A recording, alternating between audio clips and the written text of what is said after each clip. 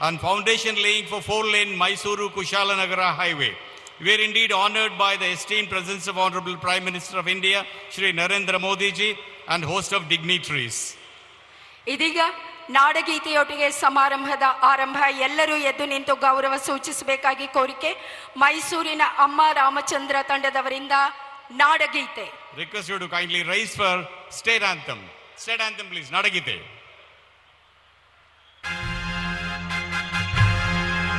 ಜಯ ಭಾರತ ಜನನಿಯ ತನುಜಾತೆ, ಜಯ ಹೇ ಕರ್ನಾಟಕ ಮಾತೆ, ಜಯ ಸುಂದರ ನದಿವನಗಳ ನಾಡೆ, ಜಯ ಹೇ ರಸ ಋಷಿಗಳ ಬೀಡೆ.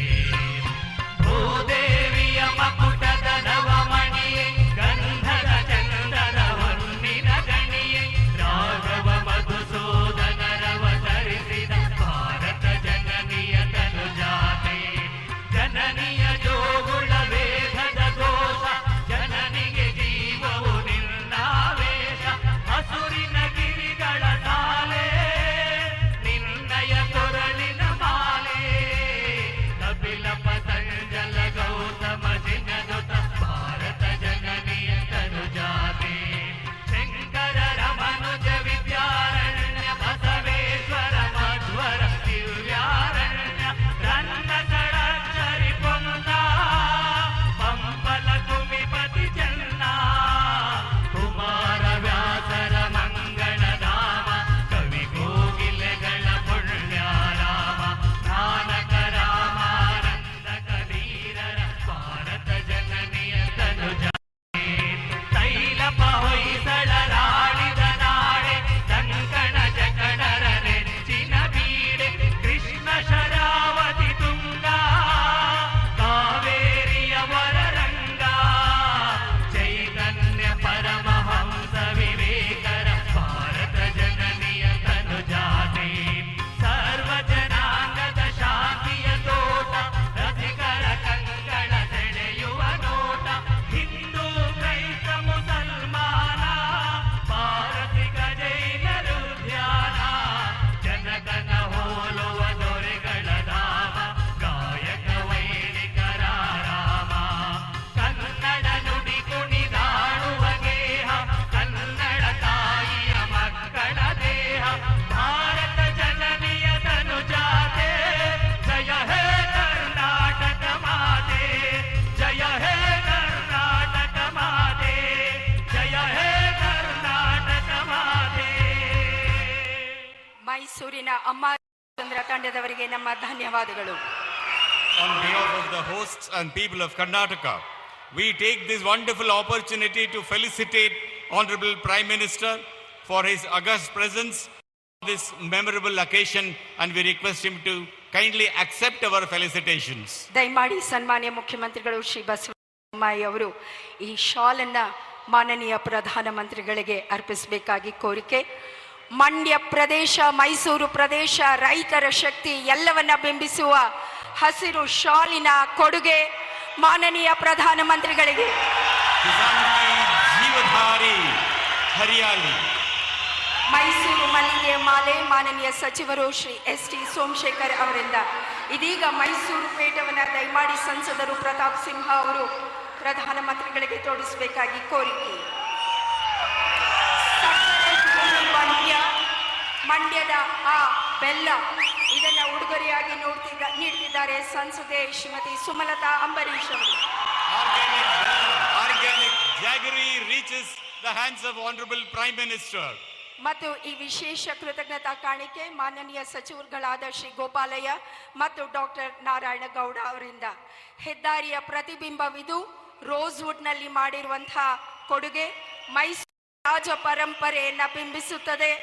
ಅಂಬಾರಿ ಹೊತ್ತ ಆನೆಯನ್ನ ಸಂಕೇತಿಸುವ ಸಲಗ ಈ ಹೆದ್ದಾರಿಯ ಪ್ರತಿಬಿಂಬದಲ್ಲಿ. ಥ್ಯಾಂಕ್ ಯು ಮಾನನೀಯ ಪ್ರಧಾನಮಂತ್ರಿ G for accepting our felicitation. Thank you so much.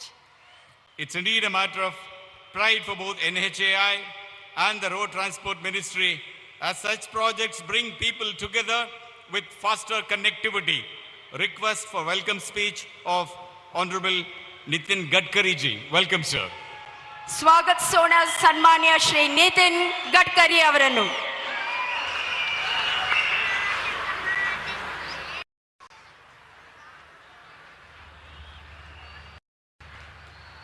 आदरणीय प्रधानमंत्री नरेंद्र मोदी जी, आदरणीय मुख्यमंत्री श्री बसवराज जी,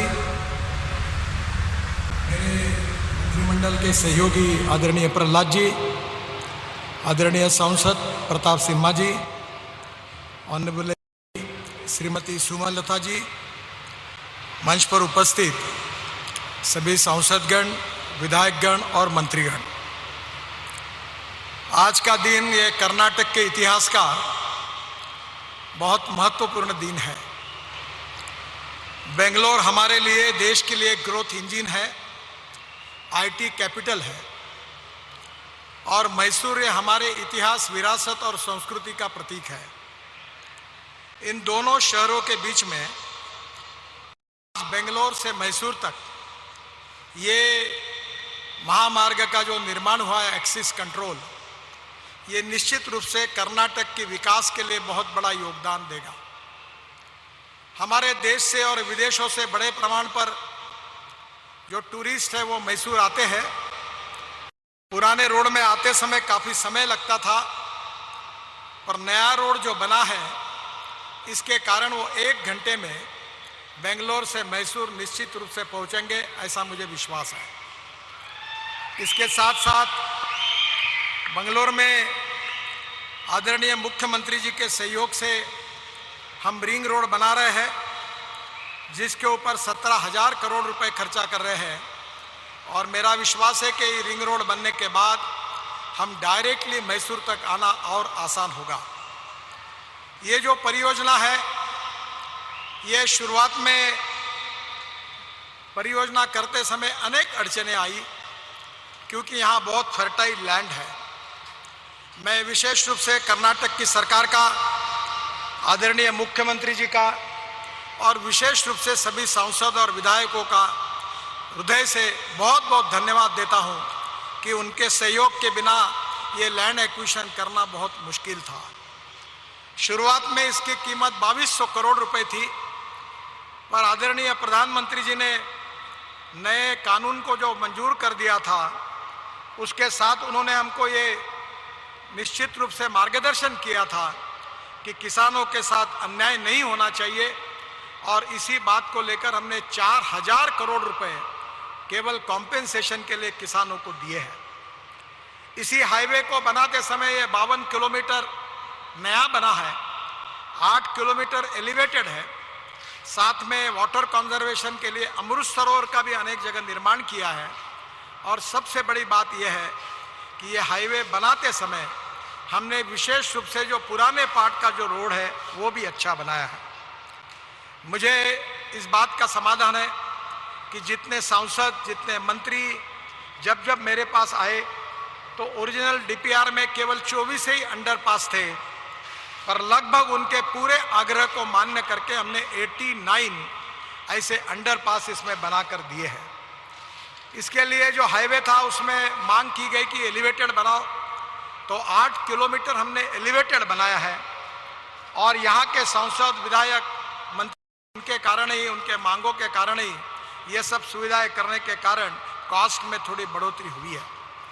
मुझे बहुत खुशी है कि यह हाईवे निश्चित रूप से यहाँ के पर्यटन को दुगना करेगा और पर्यटन ये ऐसा क्षेत्र है कि जिसमें 49% इन्वेस्टमेंट एम्प्लॉयमेंट पोटेंशियल पर खर्चा होती है और यहाँ नए रोजगार भी निश्चित रूप से खड़े होंगे।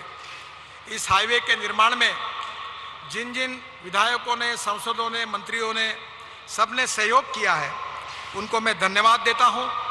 ये हाईवे का काम शुरू हुआ तब हमारे NHAI के मेंबर RK पांडे, इनके मार्गदर्शन में शुरू हुआ और इसी महीने में 2 तारीख को रिटायर्ड हुए और उनने ये काम पूरा किया। उनका विशेष रूप से मेहनत, परिश्रम इस हाईवे के लिए उपयोगी आया है, उनको भी मैं विशेष रूप से धन्यवाद देता हूँ। ये हाईवे बना हुआ है, ये NH 209, ये कोयम्बटूर इन तमिलनाडु तक अब इसकी कनेक्टिविटी होगी और बांदीपुर वाइल्ड लाइफ सेंचुरी से तो मुझे लगता है कि इसके कारण तमिलनाडु की कनेक्टिविटी भी मिलेगी। उसके साथ साथ NH 212 which connects Sultan Bathery in Kannur district in Kerala, तो केरला और तमिलनाडु दोनों जगह इसकी निश्चित रूप से कनेक्टिविटी होगी। मुझे विश्वास है कि इस परियोजना से कृष्णराज सागर, श्रीरंगपट्टनम, मैसूर जैसे विरासत स्थलों पर पहुंचना आसान होगा, जिससे टूरिस्ट की संख्या बढ़ेगी। और इसमें हम कर्नाटक में 23 रोड साइड एमिनिटीज़ भी बना रहे हैं। और विशेष रूप से प्रधानमंत्री जी ने बीच में जो लकड़ी के टॉयज़ थे, मैं जब MSME मंत्री था उसको प्रमोट करने के लिए विशेष मार्गदर्शन दिया था। उसी प्रकार इस रोड साइड एमिनिटीज़ में हेलीपोर्ट होगा, ड्रोन पोर्ट होगा, गैस स्टेशंस, पेट्रोल स्टेशंस होंगे, रेस्टोरेंट होंगे, पार्किंग प्लेसेस होगी, वॉशरूम होगी। उसके साथ साथ जो कर्नाटक का हैंडलूम है, हैंडीक्राफ्ट्स है, सिल्क है, उसके साथ उड़न में कर्विंग, उड़न के जो अलग अलग फर्नीचर है, हनी है, यहाँ का चंदन का सोप है, इनके लिए भी विशेष रूप से स्टॉल के लिए हमने प्रायोरिटी देकर उनको भी विशेष रूप से इसको हम देंगे। ये भी बहुत महत्वपूर्ण है। आज दूसरा जो महत्वपूर्ण रोड का फाउंडेशन जो 4,500 करोड़ रुपए का है, जिसकी लेंथ 93 किलोमीटर है, वो बेंगलोर से मैंगलोर तक पोर्ट कनेक्टिविटी के लिए अल्टरनेटिव मार्ग है। It will give a big boost to the economic activity in this region, क्योंकि मैंगलोर पोर्ट में जो तकलीफ है वहाँ घाट में, उसके कारण बहुत सा ट्रैफिक चेन्नई में टुटीकोरिन में जाता है। ये रोड बनने के कारण निश्चित रूप से उसमें भी काफ़ी बढ़ोतरी होगी और इकोनॉमिक एक्टिविटी इस रीजन में और बढ़ेगी। मेरा विश्वास है कि एलावाला, बिलकेरी, हंसूर इस जिले के ट्रैफिक प्रॉब्लम भी इससे छूटेंगे और जो 5 घंटे के समय लगता था वो 2 घंटे आएगा, जिसके कारण ये भी रोड बहुत महत्वपूर्ण है। कुर्ग जो है is rated as one of the top hill station destination in India, तो कुर्ग जाने के लिए भी इससे बहुत बड़ी आसानी होगी। प्रधानमंत्री जी के नेतृत्व में इंफ्रास्ट्रक्चर को हाईएस्ट प्रायोरिटी प्रधानमंत्री जी ने हमको दी है और उसी के कारण गति शक्ति योजना भी बनी है, जहां पोर्ट से मल्टी मॉडल लॉजिस्टिक पार्क भी हम बना रहे हैं। बेंगलोर में कर्नाटक की सरकार से उसका भी निर्माण हो रहा है। सबसे महत्वपूर्ण जो बेंगलोर चेन्नई एक्सप्रेस हाईवे है, ये विशेष रूप से दिल्ली से, नॉर्थ से, पंजाब, हरियाणा, वहाँ से जोड़कर सूरत तक आने के बाद मुंबई और पूना जाने की अब जरूरत नहीं है। प्रधानमंत्री जी ने गुलबर्गा में इस हाईवे के 2 पोर्शन का भूमि पूजन किया और काम शुरू हो गया है। ये बेंगलोर चेन्नई एक्सप्रेस हाईवे ये कश्मीर से कन्याकुमारी तक, कारगिल से लेकर लद्दाख, लेह से लेकर कन्याकुमारी, त्रिवेंद्रम, कोचीन तक जोड़ने वाला महामार्ग बनेगा और जो निश्चित रूप से करीब 20,000 करोड़ का है। और मेरा विश्वास है कि 50% उसका वर्क कंप्लीट हुआ है और हम इसी साल दिसंबर में ये चेन्नई बेंगलोर सूरत एक्सप्रेस हाईवे का काम हम पूरा करेंगे। बेंगलोर चेन्नई एक्सप्रेस हाईवे का काम अगले मार्च तक पूरा होगा और चेन्नई सूरत एक्सप्रेस हाईवे जो है उसका काम निश्चित रूप से दिसंबर तक पूरा होगा। मुझे बंगलोर के रिंग रोड का भी काम हम आने वाले मार्च के पहले नए साल में वो भी पूरा करेंगे, जिससे बंगलोर में ट्रैफिक जाम से काफ़ी बड़े प्रमाण पे मुक्ति मिलेगी। हमारी विभाग की ओर से प्रधानमंत्री जी के मार्गदर्शन में हम करीब 2 लाख करोड़ रुपए के काम कर्नाटक में कर रहे हैं और मेरा विश्वास है कि आने वाले समय में 2024 तक करीब 3 लाख करोड़ तक के काम मंजूर है, जो काम हम करने जा रहे हैं। मुझे बहुत खुशी है। It is a great pleasure and pride for me that today in the history of Karnataka this is one of the historical place which is in the world known historical place Mysore and connected to the IT capital of the world Bangalore. It is really a great event and a great opportunity for all of us to execute this work. मैं प्रधानमंत्री जी को बहुत बहुत अभिनंदन करता हूँ, धन्यवाद देता हूँ कि उन्होंने आज के इस कार्यक्रम में इस हाईवे का उद्घाटन किया है। दिसंबर में निश्चित रूप से चेन्नई बेंगलोर हाईवे के भी उद्घाटन उनके करेंगे और निश्चित रूप से रिंग रोड का भी निर्माण मार्च तक अगले साल पूरा करेंगे। इसी विश्वास के साथ फिर से एक बार कर्नाटक की जनता को मैं अपनी तरफ से बहुत बहुत बधाई देता हूं, आपका अभिनंदन करता हूं। धन्यवाद, नमस्कार। ವಿಶ್ವ ದರ್ಜೆಯ ರಾಷ್ಟ್ರೀಯ ಹೆದ್ದಾರಿ ಜಾಲದ ಮೂಲಕ ಕರ್ನಾಟಕದ ಸಶಸ್ತ್ರೀಕರಣ. In this context, congratulatory words and warm wishes shared by Central Minister Shri Nitin Gadkari ji. Thank you so much, sir, for all your good words. Request Honorable Chief Minister of Karnataka, Shri Basavaraj Bommai for his speech. ಸ್ವಾಗತಿಸೋಣ ಸನ್ಮಾನ್ಯ ಮುಖ್ಯಮಂತ್ರಿಗಳು.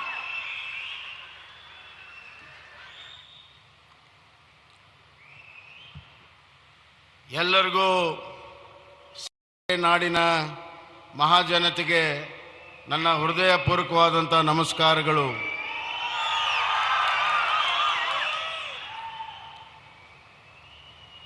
ಸಕ್ಕರೆಯ ನಾಡಿನಲ್ಲಿ ಮೊಟ್ಟ ಮೊದಲು ಸಕ್ಕರೆ ಕಾರ್ಖಾನೆ ದೇಶದಲ್ಲಿ ಆಗಿರುವಂಥದ್ದು ಮಂಡ್ಯದಲ್ಲಿ, ಹಾಗೂ ಮೊದಲನೆಯ ವಿದ್ಯುತ್ ಶಕ್ತಿ ಉತ್ಪಾದನೆ ಆಗಿರುವಂಥದ್ದು ಮಂಡ್ಯದಲ್ಲಿ.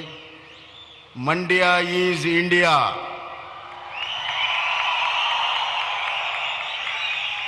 ಇವತ್ತಿನ ಬೆಂಗಳೂರು ಮೈಸೂರು ಸೂಪರ್ ಹೈವೇ ಇಡೀ ಭಾರತ ದೇಶಕ್ಕೆ ಕನೆಕ್ಟ್ ಮಾಡ್ತಾ ಇದೆ. ಹೀಗಾಗಿ ಮಂಡ್ಯ ಈಸ್ ಇಂಡಿಯಾ ಅನ್ನುವಂಥ ಸ್ಲೋಗನ್ ಅನ್ನ ನಮ್ಮ ನೆಚ್ಚಿನ ಪ್ರಧಾನಮಂತ್ರಿ ನರೇಂದ್ರ ಮೋದಿಜಿ ಅವರು ಸಹಕಾರವನ್ನ ಮಾಡಿದ್ದಾರೆ ಅಂತ ಈ ಸಂದರ್ಭದಲ್ಲಿ ಹೇಳಕ್ಕೆ ಇಚ್ಛೆಪಡ್ತೇನೆ. ವೇದಿಕೆ ಮೇಲಿರುವಂಥ ಆದರಣೀಯ ವಿಶ್ವ ನಾಯಕರು, ನಮ್ಮೆಲ್ಲರ ನಾಯಕರು, ಬಡವರ ಬಂಧು ಸನ್ಮಾನ್ಯ ಶ್ರೀ ನರೇಂದ್ರ ಮೋದಿಜಿಯವರೇ, ಅದೇ ರೀತಿ ಈ ನ್ಯಾಷನಲ್ ಹೈವೇದಲ್ಲಿ ಕ್ರಾಂತಿಯನ್ನು ಮಾಡ್ತಿರುವಂಥ ನಮ್ಮೆಲ್ಲರ ಆತ್ಮೀಯರು ಮತ್ತು ನಾಯಕರಾದಂಥ ಶ್ರೀ ನಿತಿನ್ ಗಡ್ಕರಿಜಿಯವರೇ, ಕೇಂದ್ರದ ಸಚಿವರು, ಕರ್ನಾಟಕವನ್ನು ಅತ್ಯಂತ ಪ್ರಭಾವಶಾಲಿಯಾಗಿ ಪ್ರತಿನಿಧಿಸುವಂಥ ನಾಯಕರಾದಂಥ ಶ್ರೀ ಪ್ರಹ್ಲಾದ್ ಜೋಶಿಯವರೇ, ಸಂಸತ್ ಸದಸ್ಯರಾದಂಥ ಶ್ರೀಮತಿ ಸುಮಲತಾ ಅವರೇ, ಶ್ರೀ ಪ್ರತಾಪ್ ಸಿಂಹ ಅವರೇ, ನನ್ನ ಸಚಿವ ಸಂಪುಟದ ಸಹೋದ್ಯೋಗಿಗಳಾದಂಥ ಶ್ರೀ ಗೋಪಾಲ ಅವರೇ, ನಾರಾಯಣ್ ಗೌಡ್ರೆ, ಸೋಮಶೇಖರ್ ಅವರೇ, ವೇದಿಕೆ ಮೇಲಿರುವ ಗಣ್ಯರೇ, ಇಲ್ಲಿ ನೆರೆದಿರುವಂಥ ಎಲ್ಲ ನನ್ನ ಅಣ್ಣ ತಮ್ಮಂದಿರೇ, ಅಕ್ಕ ತಂಗಿಯರೇ, ಮಾಧ್ಯಮದ ಸ್ನೇಹಿತರು, ನಾವೆಲ್ಲರೂ ಕೂಡ ಸನ್ಮಾನ್ಯ ಪ್ರಧಾನಮಂತ್ರಿ ಅವರಿಗೆ ವಿಶ್ವ ನಾಯಕರು ಅಂತ ಕರಿತೇವೆ. ಅದಕ್ಕೆ ಕಾರಣ ಇದೆ. ನಮ್ಮ ಮಿತ್ರ ದೇಶಗಳು ಎಲ್ಲರೂ ಕೂಡ ಅವರನ್ನು ನಾಯಕರೆಂತ ಒಪ್ಕೊಂಡಿದ್ದಾರೆ. ಅಷ್ಟೇ ಅಲ್ಲ, ನಮ್ಮ ಮಿತ್ರ ಇಲ್ಲದ ದೇಶ, ಹೊಸ್ಟೈಲ್ ಕಂಟ್ರೀಸ್, ಭಾರತಕ್ಕಿರುವಂಥ ಹೊಸ್ಟೈಲ್ ಕಂಟ್ರೀಸು ಕೂಡ ಅಲ್ಲಿಯ ನಾಗರಿಕರು ಸನ್ಮಾನ್ಯ ನರೇಂದ್ರ ಮೋದಿಜಿ ಅವರಿಗೆ ಅವರ ನಾಯಕರೆಂದು ಒಪ್ಪಿಕೊಂಡಿದ್ದಾರೆ. ಪಾಕಿಸ್ತಾನದಲ್ಲಿ ಇವತ್ತು ಪಾಕಿಸ್ತಾನಕ್ಕೆ ಸಮಸ್ಯೆ ಬಗೆಹರಿಸೋದಕ್ಕೆ ಬೇಕಾಗಿರುವಂಥದ್ದು ನರೇಂದ್ರ ಮೋದಿಜಿ ಅನ್ನುವ ನಾಯಕ ಹೇಳ್ತಾರೆ. ಚೈನಾ ಅನ್ನುವಂಥ ದೇಶದಲ್ಲಿಯೂ ಕೂಡ ನಾಗರಿಕರು ನರೇಂದ್ರ ಮೋದಿಜಿ ಅವರನ್ನ ಅತ್ಯಂತ ಬುದ್ಧಿವಂತ ಆಡಳಿತಗಾರರು ಅಂತ ಹೊಗಳಿದ್ದಾರೆ. ವಿಶ್ವ ಅಣ್ಣ ಅಂತ ಕರೆಸಿಕೊಳ್ಳುವಂಥ ಅಮೆರಿಕದಲ್ಲೂ ಕೂಡ ಅತ್ಯಂತ ಶಕ್ತಿಶಾಲಿ ನಾಯಕರು ನರೇಂದ್ರ ಮೋದಿಜಿ ಅಂತ ಹೇಳಿದ್ದಾರೆ. ಹೀಗಾಗಿ ಇವತ್ತು G20 ವಿಶ್ವದ 20 ಶ್ರೇಷ್ಠ ರಾಷ್ಟ್ರಗಳ ನಾಯಕತ್ವವನ್ನ, ಅದರ ಅಧ್ಯಕ್ಷತೆಯನ್ನ ಇವತ್ತು ಭಾರತಕ್ಕೆ ಬಂದಿದೆ. ಅದು ಭಾರತಕ್ಕೆ ಬಂದಿದ್ರೆ ಅದಕ್ಕೆ ನಮ್ಮ ನಾಯಕರಂತ ನರೇಂದ್ರ ಮೋದಿಜಿ ಅವರು ಕಾರಣ ಅನ್ನುವಂಥ ಮಾತನ್ನ ನಾನು ಹೇಳಕ್ಕೆ ಇಚ್ಛೆ ಪಡ್ತೀನಿ. ಬಂಧುಗಳೇ, ಬೆಂಗಳೂರು ಮೈಸೂರು ವಾಹನ ದಟ್ಟಣೆ ನಮಗೆಲ್ಲ ಗೊತ್ತಿದೆ. ಹಲವಾರು ವರ್ಷದಿಂದ ಇಲ್ಲಿ 6 ಲೇನ್ ಮತ್ತು ಒಟ್ಟು 10 ಲೇನ್ಗಳ ಸೂಪರ್ ಹೈವೇ ಆಗಬೇಕು ಅಂತ ಬಹಳ ದಿವಸದ ಒಂದು ಬೇಡಿಕೆ. 90ರ ದಶಕದಿಂದ ಇದು ಬೇಡಿಕೆ ಇತ್ತು. ಮಧ್ಯೆ ನೈಸ್ ರಸ್ತೆ ಬರ್ತಿದೆ ಅಂತ ಹೇಳಿ ಅದಕ್ಕೆ ಸಹಾಯ ಮಾಡಲು ಇದನ್ನ ನಿಲ್ಲಿಸಿಬಿಟ್ರು. ಈ ಪ್ರಸ್ತಾವನೆನೇ ಇರಲಿಲ್ಲ. ಬಂಧುಗಳೇ, 2014ರಲ್ಲಿ ಯಾರು ಪ್ರಧಾನಮಂತ್ರಿ ಇದ್ರು? ಯಾರಿದ್ರು? ನರೇಂದ್ರ ಮೋದಿಜಿ ಅವರು ಬಂದ ಮೇಲೆ ಇದಕ್ಕೆ ಚಾಲನೆಯನ್ನ ಕೊಟ್ಟು DPR ಮಾಡೋದಕ್ಕೆ ಆಜ್ಞೆಯನ್ನ ಮಾಡಿದ್ರು. ಸನ್ಮಾನ್ಯ ಗಡ್ಕರಿ ಸಾಹೇಬರು ಸುಮಾರು 2015ರಲ್ಲಿ DPR ಆಯಿತು. 2016ರಲ್ಲಿ 2016 ಇದನ್ನ ನ್ಯಾಷನಲ್ ಹೈವೇ ಅಥಾರಿಟಿಗೆ ವರ್ಗಾವಣೆ ಆಯಿತು. ಅದಾದ ಮೇಲೆ ಎಲ್ಲ ಎಸ್ಟಿಮೇಟ್ಸ್ ಆದಮೇಲೆ ಹೆಚ್ಚುವರಿ ಹಣ ಬೇಕಾಗುತ್ತೆ ಅಂತ ಅಂದಾಗ ಈಗ ತಾನೇ ಗಡ್ಕರಿ ಸಾಹೇಬರು ಹೇಳಿದರು, ನರೇಂದ್ರ ಮೋದಿಜಿ ಅವರು ಅಡಿಷನಲ್ ಎಷ್ಟು ದುಡ್ಡಿದೆ ಅದೆಲ್ಲವನ್ನು ಕೂಡ ಸಂಪೂರ್ಣವಾಗಿ ಮಂಜೂರಾತಿಯನ್ನು ಮಾಡಿದರು. 4,000 crores additional amount was sent to make this as a super highway by Narendra Modi ji. 2019ರಲ್ಲಿ ಕೆಲಸ ಪ್ರಾರಂಭ ಆಯಿತು. ಯಾರಿದ್ರು? ಪ್ರಧಾನಮಂತ್ರಿ ನರೇಂದ್ರ ಮೋದಿಜಿ ಅವರಿದ್ರು. 2019 ಪ್ರಾರಂಭ ಮಾಡಿ 2023ರಲ್ಲಿ ಮುಗಿದಿದೆ. ಯಾರಿದ್ದಾರೆ ಪ್ರಧಾನಮಂತ್ರಿ? DPR ಮಾಡಿದಾಗ ನರೇಂದ್ರ ಮೋದಿ ಅವರು, ಅದನ್ನ ಪೂರ್ಣಗೊಳಿಸಿ ನ್ಯಾಷನಲ್ ಹೈವೇ ಕೊಟ್ಟಾಗ ನರೇಂದ್ರ ಮೋದಿಜಿ ಅವರು, ಲ್ಯಾಂಡ್ ಅಕ್ವಿಸಿಷನ್ ಮಾಡಿದ್ದು ನರೇಂದ್ರ ಮೋದಿಜಿ ಅವರು, 2 ಹಂತದ 2 ಪ್ಯಾಕೇಜ್ ಅನ್ನ ಮಾಡಿ ಕೆಲಸವನ್ನ ಪ್ರಾರಂಭ ಮಾಡಿದ್ದು, ಅಡಿಗಲನ್ನು ಹಾಕಿದ್ದು ಮೈಸೂರಿನಲ್ಲಿ ಅಡಿಗಲ್ ಹಾಕಿದ್ದು ನರೇಂದ್ರ ಮೋದಿಜಿ ಅವರು. ಇವತ್ತು 2023ಕ್ಕೆ ಸಕ್ಕರೆ ನಾಡಿನ ಮಂಡ್ಯದಲ್ಲಿ ಬಂದು ಅದನ್ನ ಉದ್ಘಾಟನೆ ಮಾಡ್ತಿರುವುದು ನರೇಂದ್ರ ಮೋದಿಜಿ ಅವರು. ತಾವೆಲ್ಲ ನೋಡ್ತಾ ಇದ್ದೀರಿ ಪತ್ರಿಕೆಯಲ್ಲಿ, ನಾನು ಮಾಡಿದೆ.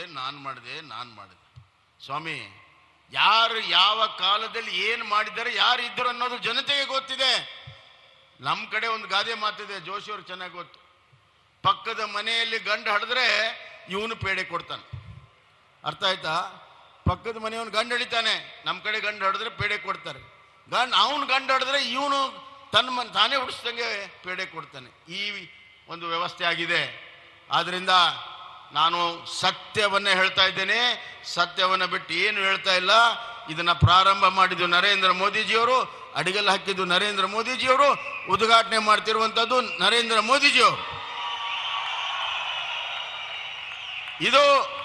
ಇದು ನರೇಂದ್ರ ಮೋದಿಜಿಯವರ ಕೆಲಸ ಮಾಡುವಂತ ಗತಿ, ನರೇಂದ್ರ ಮೋದಿಯವರು ಕೆಲಸ ಮಾಡುವಂತ ಪದ್ಧತಿ. ಟೈಮ್ಲಿ ಎಲ್ಲ ಪ್ರಾಜೆಕ್ಟ್ ಅನ್ನ ಕಂಪ್ಲೀಟ್ ಮಾಡಿ ಎಫಿಷಿಯಂಟ್ ಆಗಿ ಮಾಡ್ತಿರುವಂತದ್ದು ಇವತ್ತಿನ ಕಾಲದಲ್ಲಿ ಭಾರತ ದೇಶದ ಇತಿಹಾಸದಲ್ಲಿ ಯಾರಾದ್ರೂ ಮಾಡಿದ್ರೆ ನರೇಂದ್ರ ಮೋದಿಜಿಯವರು ಮಾಡಿದ್ದಾರೆ ಅನ್ನುವಂಥ ಮಾತನ್ನ ಹೇಳಕ್ಕೆ ಇಚ್ಛೆ ಪಡ್ತೀನಿ. ಬಂಧುಗಳೇ, ಡಬಲ್ ಇಂಜಿನ್ ಸರ್ಕಾರ ಇದ್ದಿದ್ರಿಂದ ರಾಜ್ಯ ಸರ್ಕಾರವು ಕೂಡ ಸಹಕಾರ ಕೊಟ್ಟು ಈ ಕೆಲಸವನ್ನು ಮಾಡಕ್ ಸಾಧ್ಯ ಆಗಿದೆ. ಇವತ್ತು ಡಬಲ್ ಇಂಜಿನ್ ಸರ್ಕಾರ ಏನ್ ಮಾಡಿದೆ ಅಂತ ಪ್ರಶ್ನೆ ಕೇಳ್ತಾರೆ. ನಾನು ಎಲ್ಲವನ್ನು ಹೇಳಕ್ ಹೋಗುದಿಲ್ಲ, ಒಂದು 2-3 ಪಾಯಿಂಟ್ ಹೇಳ್ತೀನಿ. ಕಿಸಾನ್ ಸನ್ಮಾನ್ ಯೋಜನೆ, ಮೊನ್ನೆ ಬೆಳಗಾಂನಲ್ಲಿ ಅದಕ್ಕೆ ಹಣವನ್ನು ಕೊಟ್ಟರು. ಕಿಸಾನ್ ಸನ್ಮಾನ್ ಯೋಜನೆ ಇದುವರೆಗೂ 16,500 ಕೋಟಿ ರೂಪಾಯಿ 53 ಲಕ್ಷ ಜನ ರೈತರಿಗೆ 16,500 ಕೋಟಿ ರೂಪಾಯಿ ನಮ್ಮ ಕರ್ನಾಟಕಕ್ಕೆ ಭಾರತ ಸರ್ಕಾರ ಮತ್ತು ರಾಜ್ಯ ಸರ್ಕಾರ ಇವತ್ತು 4,000 ಕೋಟಿ, ಒಟ್ಟು 20,000 ಕೋಟಿ ನಮ್ಮ ರೈತರಿಗೆ ಕೊಟ್ಟಿರುವಂತಹದ್ದು ಡಬಲ್ ಇಂಜಿನ್ ಸರ್ಕಾರ ಅನ್ನುವಂಥ ಮಾತನ್ನ ನಾನು ಹೇಳಕ್ಕೆ. ಪ್ರಧಾನ ಮಂತ್ರಿ ಆವಾಸ್ ಯೋಜನೆ, ಸನ್ಮಾನ್ಯ ಪ್ರಧಾನಮಂತ್ರಿಗಳ ಅತ್ಯಂತ ಪ್ರಮುಖವಾಗಿರುವಂತಹ ಯೋಜನೆ. 17 ಲಕ್ಷ ಜನರಿಗೆ ಇವತ್ತು ಪ್ರಧಾನ ಮಂತ್ರಿ ಆವಾಸ್ ಯೋಜನೆ ಮಂಜೂರಾತಿಯಾಗಿ ಕೆಲಸ ನಡೀತಾ ಇದೆ. ಅದೇ ರೀತಿ ಇವತ್ತು ಸುಮಾರು 1,25 ಲಕ್ಷ ಆಯುಷ್ಮಾನ್ ಕಾರ್ಡು ಇವತ್ತು ಕರ್ನಾಟಕದಲ್ಲಿ ಕೊಟ್ಟಿದ್ರೆ ಅದು ನರೇಂದ್ರ ಮೋದಿಜಿಯವರ ಆಯುಷ್ಮಾನ್ ಯೋಜನೆ ಅನ್ನುವಂಥ ಮಾತನ್ನ ನಾನು ಹೇಳಕ್ಕೆ ಇಚ್ಛೆ ಪಡ್ತೇನೆ. 6,000 ಕಿಲೋಮೀಟರ್ಗಿಂತ ಹೆಚ್ಚು ಕಳೆದ 6 ವರ್ಷದಲ್ಲಿ ನ್ಯಾಷನಲ್ ಹೈವೇ ಆಗಿದೆ. ಇದು ಕರ್ನಾಟಕದ ಇತಿಹಾಸದಲ್ಲಿ ದಾಖಲೆ. ಸುಮಾರು 64,000 ಕೋಟಿಯಲ್ಲಿ 6,000 ಕಿಲೋಮೀಟರ್ ನ್ಯಾಷನಲ್ ಹೈವೇ ಮಂಜೂರಾತಿಯಾಗಿ ಪೂರ್ಣಗೊಳ್ತಾ ಇದೆ. ಆದ್ರಿಂದ ಬಂಧುಗಳೇ, ಡಬಲ್ ಇಂಜಿನ್ ಸರ್ಕಾರ ಕರ್ನಾಟಕದ ಅಭಿವೃದ್ಧಿಗಾಗಿ, ಸಮೃದ್ಧಿಗಾಗಿ ನಿರಂತರವಾಗಿ ಶ್ರಮವನ್ನು ವಹಿಸ್ತಾ ಇದೆ. ಜನ ಕಲ್ಯಾಣ, ರಾಜ್ಯ ಕಲ್ಯಾಣ, ರಾಷ್ಟ್ರ ಕಲ್ಯಾಣ ಇವು ಎಲ್ಲವನ್ನು ಕೂಡ ಮಾಡ್ತಿರುವಂತಹದ್ದು ಡಬಲ್ ಇಂಜಿನ್ ಸರ್ಕಾರ ಅನ್ನುವಂಥ ಮಾತನ್ನ ಈ ಸಂದರ್ಭದಲ್ಲಿ ಹೇಳಕ್ಕೆ ಇಚ್ಛೆ ಪಡ್ತೇನೆ. ಮಂಡ್ಯದ ಸಕ್ಕರೆ ಕಾರ್ಖಾನೆ ಬಂದು ಬಿದ್ದಿತ್ತು. 3-4 ವರ್ಷ ಪ್ರಾರಂಭ ಮಾಡಿರಲಿಲ್ಲ. ಇಲ್ಲಿಯ ರೈತ ಬಂದವರೆಲ್ಲ ಹೇಳಿದ ಮೇಲೆ ಕೂಡಲೇ ಕ್ರಮವನ್ನು ತಗೊಂಡು 100 ಕೋಟಿಗಿಂತ ಹೆಚ್ಚು ಅದಕ್ಕೆ ಅನುದಾನವನ್ನು ಕೊಟ್ಟು ಮಂಡ್ಯ ಸಕ್ಕರೆ ಕಾರ್ಖಾನೆ ಮೈ ಶುಗರ್ ಅನ್ನ ಪ್ರಾರಂಭ ಮಾಡಿರುವ ಶ್ರೇಯಸ್ಸು ಕರ್ನಾಟಕದ ಬಿಜೆಪಿ ಸರ್ಕಾರಕ್ಕೆ ಅನ್ನುವಂಥ ಮಾತನ್ನ ನಾನು ಹೇಳಕ್ಕೆ ಇಚ್ಛೆ ಪಡ್ತೇನೆ. ಈ ವರ್ಷ ಎಥನಾಲ್ ಪ್ಲಾಂಟ್ ಮಂಡ್ಯ ಶುಗರ್ ಫ್ಯಾಕ್ಟರಿಯಲ್ಲಿ ನಾವು ಪ್ರಾರಂಭ ಮಾಡ್ತೇವೆ ಅನ್ನುವಂಥ ಮಾತನ್ನ ಈ ಸಂದರ್ಭದಲ್ಲಿ ಹೇಳಕ್ಕೆ ಇಚ್ಛೆ ಪಡ್ತೇನೆ. VC ನಾಲೆ ಡಿಸ್ಟ್ರಿಬ್ಯೂಟರಿಗಳನ್ನ ಅಭಿವೃದ್ಧಿ ಮಾಡುವಂತ ಕಟ್ಕಡೆಯ ರೈತನಿಗೆ ಮುಟ್ಟಲು ಇವತ್ತು ಯೋಜನೆಗಳನ್ನು ಅನುಮೋದನೆಯನ್ನು ಮಾಡಿದ್ದೇನೆ. ಪುರಗಾಲಿ ಏತ ನೀರಾವರಿಯನ್ನ ಪೂರ್ಣಗೊಳಿಸ್ತೇವೆ. ನೀರಾವರಿಯ ಎಲ್ಲ ಬೇಡಿಕೆಗಳನ್ನ ನಾವು ಈಡೇರಿಸಲು ಬದ್ಧರಾಗಿದ್ದೇವೆ ಅನ್ನುವಂಥ ಮಾತನ್ನ ಈ ಸಂದರ್ಭದಲ್ಲಿ ಹೇಳಕ್ಕೆ ಇಚ್ಛೆ ಪಡ್ತೇನೆ. ಮತ್ತು ಪ್ರಧಾನಮಂತ್ರಿ ಸಡಕ್ ಯೋಜನೆ 152 ಕಿಲೋಮೀಟರ್ ಮಂಡ್ಯದಲ್ಲಿ ಆಗಿದೆ. ಕಿಸಾನ್ ಸನ್ಮಾನ್ ಯೋಜನೆ ಮಂಡ್ಯದಲ್ಲಿ 2,70,522 farmers have been benefited by Kisan Sanman Yojane in Mandya district. Mandya 1ರಲ್ಲಿ 2 ಲಕ್ಷಕ್ಕಿಂತ ಹೆಚ್ಚು ಜನರಿಗೆ ಕಿಸಾನ್ ಸನ್ಮಾನ್ ಯೋಜನೆ ಇವತ್ತು ಮುಟ್ಟಿರುವಂತಹದ್ದು ತಾವೆಲ್ಲರೂ ಕೂಡ ಅರ್ಥವರಾಗಿದ್ದೀರಿ ಅನ್ನುವಂಥ ಮಾತನ್ನ ಈ ಸಂದರ್ಭದಲ್ಲಿ ಹೇಳಕ್ಕೆ ಇಚ್ಛೆ ಪಡ್ತೇನೆ. ಅದೇ ರೀತಿ ಇವತ್ತು ರೈತ ವಿದ್ಯಾನಿಧಿ ರಾಜ್ಯ ಸರ್ಕಾರದ್ದು 35,000 ಮಕ್ಕಳಿಗೆ ರೈತರ ಮಕ್ಕಳಿಗೆ ರೈತ ವಿದ್ಯಾನಿಧಿಯನ್ನ ಇವತ್ತು ನಾವು ಮಾಡಿದ್ದೇವೆ. ಆಯುಷ್ಮಾನ್ ಕಾರ್ಡ್ನಲ್ಲಿ 4,69,000 ಆಯುಷ್ಮಾನ್ ಕಾರ್ಡು ಮಂಡ್ಯ ಜಿಲ್ಲೆಯಲ್ಲಿದೆ. ಮಂಡ್ಯಗೆ ಕೊಟ್ಟಿರುವಂತಹ ಕೊಡುಗೆ ಅಪಾರವಾಗಿದೆ ಅನ್ನುವಂಥ ಮಾತನ್ನ ಈ ಸಂದರ್ಭದಲ್ಲಿ ನಾನು ಹೇಳಕ್ಕೆ ಇಚ್ಛೆ ಪಡ್ತೇನೆ. ಹೀಗೆ ಮಂಡ್ಯ ಅಭಿವೃದ್ಧಿ, ಮಂಡ್ಯ ಈಸ್ ಇಂಡಿಯಾ, ಅದನ್ನು ಕಲ್ಪನೆಯನ್ನು ಇಟ್ಕೊಂಡು ನಾವು ಇವತ್ತು ಸೂಪರ್ ಹೈವೇ ಜೊತೆಗೆ ಇಲ್ಲಿಯ ಎಲ್ಲ ಬೇಕು ಬೇಡಿಕೆಗಳಿಗೆ ಬಿಜೆಪಿ ಮಾತ್ರ ಮಾಡಕ್ಕೆ ಸಾಧ್ಯ, ಡಬಲ್ ಇಂಜಿನ್ ಮಾತ್ರ ಮಾಡಕ್ಕೆ ಸಾಧ್ಯ. ಬಂಧುಗಳೇ, ನನ್ನ ಕೊನೆಯ ಮಾತು, ತಾವೆಲ್ಲರನ್ನೂ ಪರೀಕ್ಷೆ ಮಾಡಿ ನೋಡಿದ್ದೀರಿ, ಎಲ್ಲರನ್ನೂ 30 ವರ್ಷದಿಂದ ಪರೀಕ್ಷೆ ಮಾಡಿ ನೋಡಿದ್ದೀರಿ. ಬಿಜೆಪಿ ಕಳೆದ 4 ವರ್ಷದಲ್ಲಿ ನಮ್ಮ ಸರ್ಕಾರ ಇಲ್ಲಿ ಮಾಡಿರುವಂತ ಕೆಲಸಗಳನ್ನ ನೋಡಿ, ನಮ್ಮ ರಿಪೋರ್ಟ್ ಕಾರ್ಡ್ ಅನ್ನ ನೋಡಿ, ದಯವಿಟ್ಟು ನೀವು ಆಶೀರ್ವಾದವನ್ನ ಮಾಡಿ ಮುಂದಿನ ದಿನಗಳಲ್ಲಿ ಮಂಡ್ಯನ ಸಕ್ಕರೆಯ ನಾಡಿನ ಜೊತೆಗೆ ಇಡೀ ಭಾರತ ದೇಶದಲ್ಲಿಯ ನಂಬರ್ 1 ಜಿಲ್ಲೆ ಮಾಡೋದಕ್ಕೆ ನಾವು ಕಂಕಣ ಬದ್ಧರಾಗಿದ್ದೇವೆ ಅನ್ನುವಂಥ ಮಾತನ್ನ ಹೇಳಿ, ನನಗೆ ಗೊತ್ತಿದೆ ಮಂಡ್ಯದ ಜನ ಸಕ್ಕರೆ ಅಷ್ಟೇ ಸಿಹಿಯಾಗಿರುವಂಥವ್ರು, ಮಾತು ಕೊಟ್ಟರೆ ತಪ್ಪೋದಿಲ್ಲ, ಅತ್ಯಂತ ಪ್ರಾಮಾಣಿಕರು. ಈ ದೊಡ್ಡ ಸಭೆಯನ್ನು ನೋಡಿದಾಗ ನನಗೆ ವಿಶ್ವಾಸ ಇದೆ, ಮಂಡ್ಯ ಜಿಲ್ಲೆಯಲ್ಲಿ 30 ವರ್ಷದ ವ್ಯವಸ್ಥೆ ಬದಲಾವಣೆ ಆಗ್ತದೆ. ಸನ್ಮಾನ್ಯ ನರೇಂದ್ರ ಮೋದಿಜಿಯವರ ಕೈಯನ್ನು ಬಲಪಡಿಸ್ತೀರಿ, ಡಬಲ್ ಇಂಜಿನ್ಗೆ ಆಶೀರ್ವಾದ ಮಾಡಬೇಕೆಂದು ಕಳಕಳಿ ವಿನಂತಿಯನ್ನು ಮಾಡಿ ನಿಮ್ಗೆಲ್ಲರಿಗೂ ವಂದಿಸಿ ನಾನು ಮಾತನ್ನು ಮುಗಿಸ್ತೇನೆ. ಭಾರತ್ ಮಾತಾ ಕಿ, ಭಾರತ್ ಮಾತಾ ಕಿ. Good words shared by Honorable Chief Minister, highlighting the achievements of the government. ಇದಕ್ಕಾಗಿ ಸನ್ಮಾನ್ಯ ಮುಖ್ಯಮಂತ್ರಿಗಳಿಗೆ ನಮ್ಮ ಹೃತ್ಪೂರ್ವಕ ಧನ್ಯವಾದಗಳನ್ನು ಅರ್ಪಿಸುತ್ತಿದ್ದೇವೆ. ಇನ್ನೀಗ ಎಲ್ಲರ ನಿರೀಕ್ಷೆಯ ಐತಿಹಾಸಿಕ ಕ್ಷಣ ಬಂದಿದೆ ಬಂಧುಗಳೇ. The historic moment is here. We very humbly request Mananiya Pradhan Mantri ji to unveil the plaque to mark the dedication to the nation of Bengaluru-Mysuru Expressway and the foundation stone of 4-lane Mysuru to Kushalnagara section of NH 275.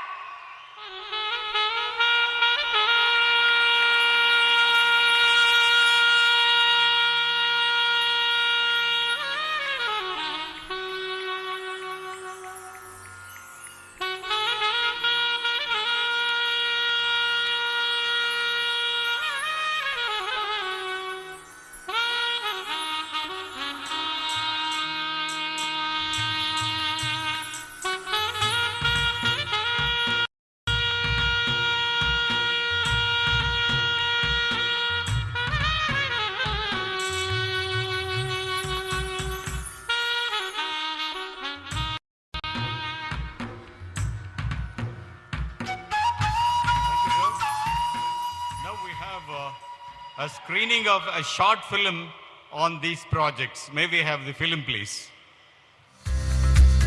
The country has seen an astonishing growth in infrastructure development, especially in highway sector in the last 9 years under the visionary leadership of PM Shri Narendra Modi. In the last 9 years, investment in national highways construction has increased over 8 times from about rupees 20,000 crore in 2014 to over rupees 1,72,000 crore now. जब हम infrastructure की बात करते हैं तो अधिकतर लोगों के मन में पहली तस्वीर सड़कों या फ्लाईओवर की हो जाती है.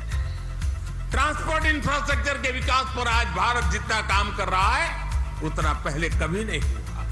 Karnataka has been a strong partner of this development journey with over rupees 57,000 crore investment in road projects of over 2,500 kilometer length, out of which more than 70% of projects are completed and rest are in the final stages of completion.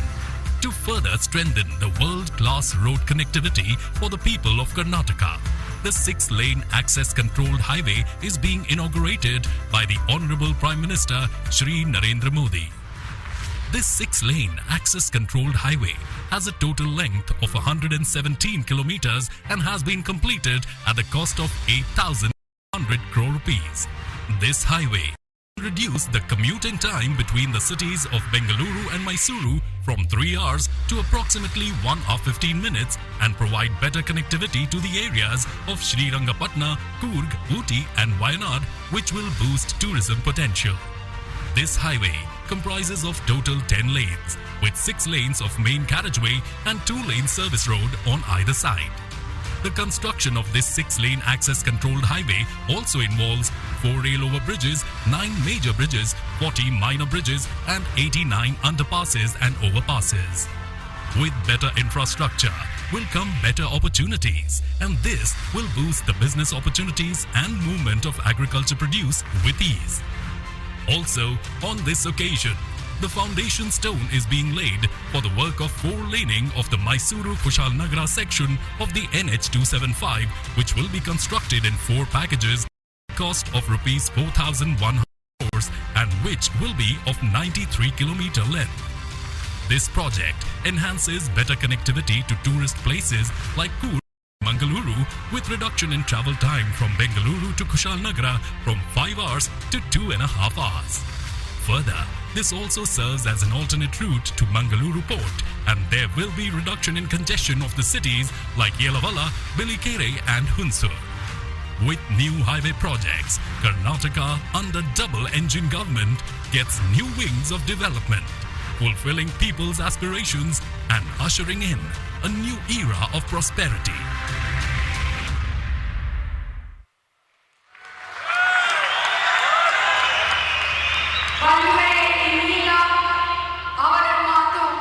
ಅವರ ಮಾರ್ಗದರ್ಶನ, ಅವರು ಕೊಡುವ ಸ್ಫೂರ್ತಿ ಎಲ್ಲವನ್ನು ನಮ್ಮದಾಗಿಸಿಕೊಳ್ಳುವ ಸಮಯ. ಅವರೇ ಭಾರತದ ಮಾನನೀಯ ಪ್ರಧಾನ ಮಂತ್ರಿಗಳು ಶ್ರೀ ನರೇಂದ್ರ ಮೋದಿಜಿ ಅವರು. Request for Honorable Prime Minister's speech. ಬಂಧುಗಳೇ, Shri Pratap Simha MLA. Mangaluru will translate Honorable Prime Minister's speech into Kannada.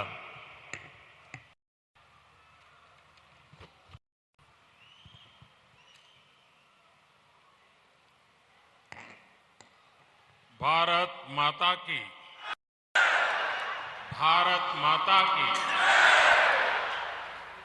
ಕರ್ನಾಟಕದ ಎಲ್ಲ ಸಹೋದರ ಸಹೋದರಿ ಯಾರಿಗೆ ನನ್ನ ನಮಸ್ಕಾರಗಳು. ताई भुवनेश्वरी को भी मेरा नमस्कार. मैं आदि चुनचुनागिरी और मेलुकोटे के गुरुओं के सामने भी नमन करता हूं, उनके आशीर्वाद की कामना करता हूं.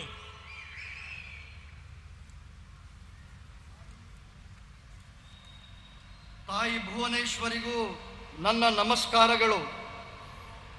ನಾನು ಆದಿಚುಂಚನಗಿರಿ ಹಾಗೂ ಮೇಲುಕೋಟೆಯ ಗುರುಗಳಿಗೂ ನಮನಗಳನ್ನು ಸಲ್ಲಿಸುತ್ತೇನೆ, ಅವರ ಆಶೀರ್ವಾದವನ್ನ ಬೇಡುತ್ತೇನೆ.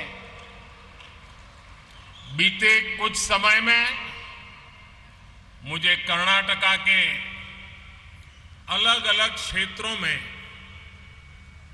जनता जनार्दन के दर्शन का अवसर मिला है. हर जगह कर्नाटका की जनता अभूतपूर्व आशीर्वाद दे रही है और मंड्या के लोगों के तो आशीर्वाद में भी मिठास होती है.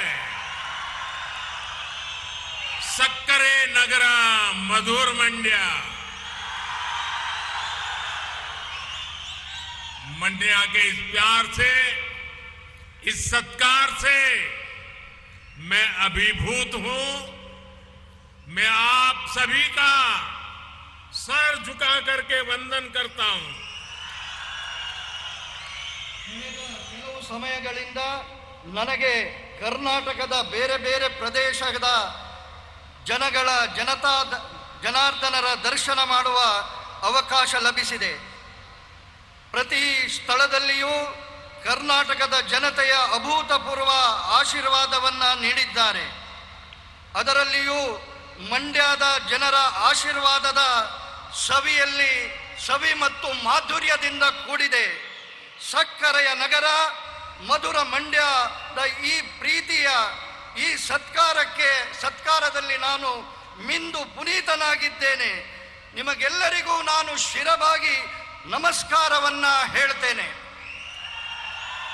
डबल इंजन सरकार का ये निरंतर प्रयास है कि आपके इस प्यार के आपका जो ऋण है उसको हम ब्याज सहित चुकाएं, तेज विकास करके चुकाएं।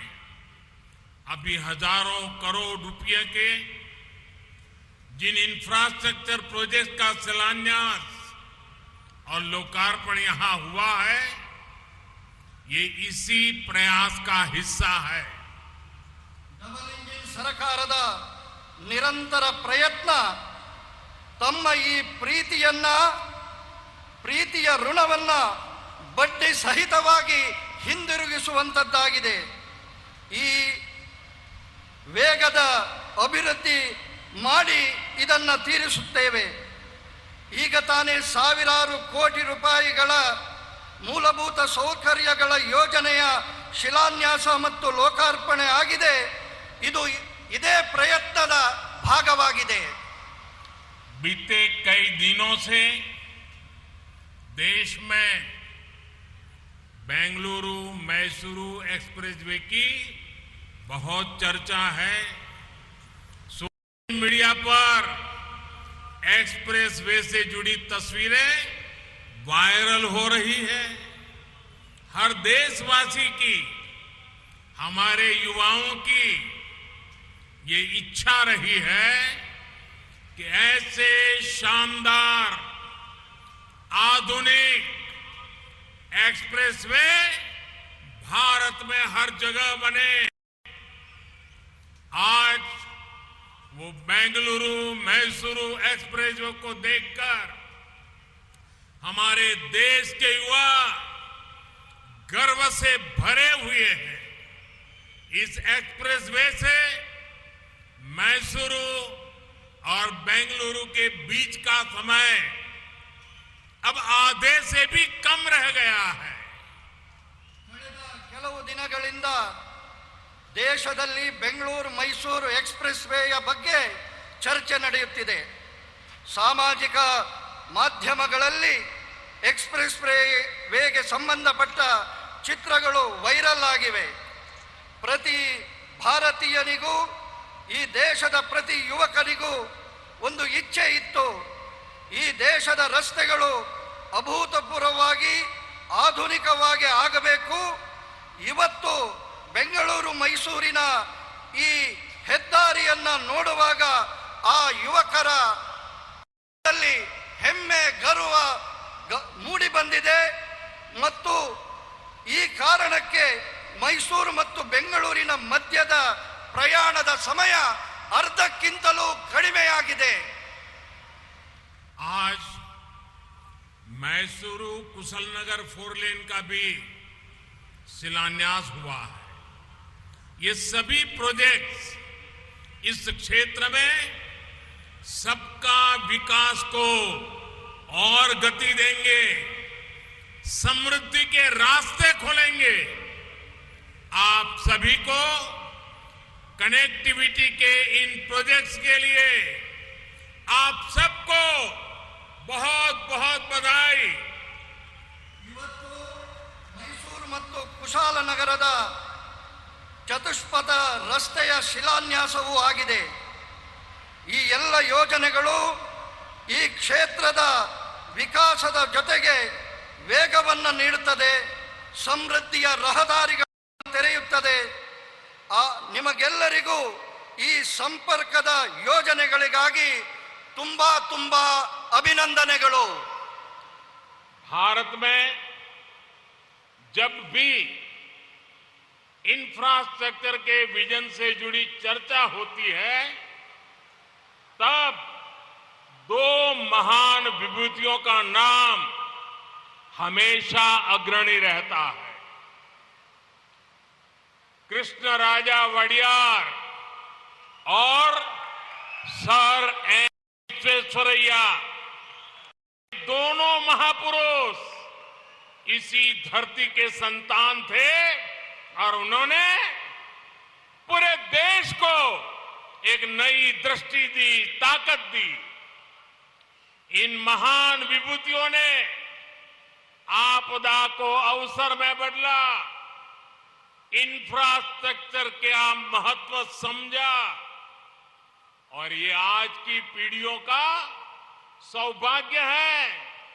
पूर्वजों की तपस्या का उन्हें आज लाभ मिल रहा है।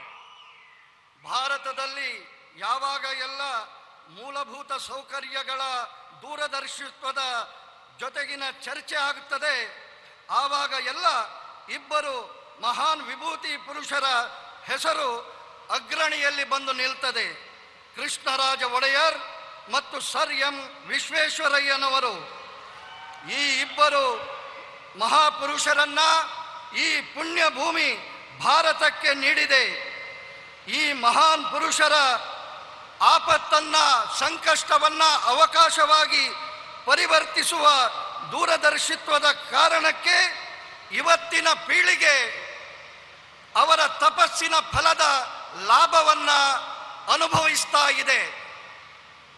ऐसे ही महान व्यक्तित्वों से प्रेरित होकर आज देश में आधुनिक इंफ्रास्ट्रक्चर पर काम हो रहा है। आज भारतमाला और सागरमाला योजना से कर्नाटका बदल रहा है, देश बदल रहा है। जब दुनिया कोरोना की मुश्किलों से जूझ रही थी तब भी भारत ने इंफ्रास्ट्रक्चर के बजट को कई गुना बढ़ाया है। इस वर्ष के बजट में तो रिकॉर्ड 10 लाख करोड़ रुपए हमने इंफ्रास्ट्रक्चर के लिए रखे हैं। ಇಂತಹ ಮಹಾಪುರುಷರ ಪ್ರೇರಣೆಯಿಂದ ಇವತ್ತು ದೇಶ ಆಧುನಿಕ ಮೂಲಭೂತ ಸೌಕರ್ಯಗಳ ಕೆಲಸವನ್ನ ಮಾಡ್ತಾ ಇದೆ. ಇವತ್ತು ಭಾರತ್ ಮಾಲಾ ಮತ್ತು ಸಾಗರ್ ಮಾಲಾದ ಯೋಜನೆಯ ಕಾರಣಕ್ಕೆ ಕರ್ನಾಟಕ ಬದಲಾಗುತ್ತಿದೆ, ದೇಶ ಬದಲಾಗುತ್ತಿದೆ. ಜಗತ್ತು ಕೊರೋನಾದ ಸಂಕಟದಲ್ಲಿ ಹೋರಾಡುತ್ತಿರುವಾಗ ಆಗಲೂ ಭಾರತದ ಮೂಲಭೂತ ಸೌಕರ್ಯಕ್ಕೆ ಬಜೆಟ್ನಲ್ಲಿ ಬಹಳಷ್ಟು ಅವಕಾಶವನ್ನ ಹೆಚ್ಚಿಗೆ ಮಾಡಿದೆ. ಈ ವರ್ಷದ ಬಜೆಟ್ನಲ್ಲಂತೂ 10 ಲಕ್ಷ ಕೋಟಿ ರೂಪಾಯಿಯನ್ನ ನಾವು ಮೂಲಭೂತ ಸೌಕರ್ಯಗಳಿಗಾಗಿ ಕಾದಿರಿಸಿದ್ದೇವೆ.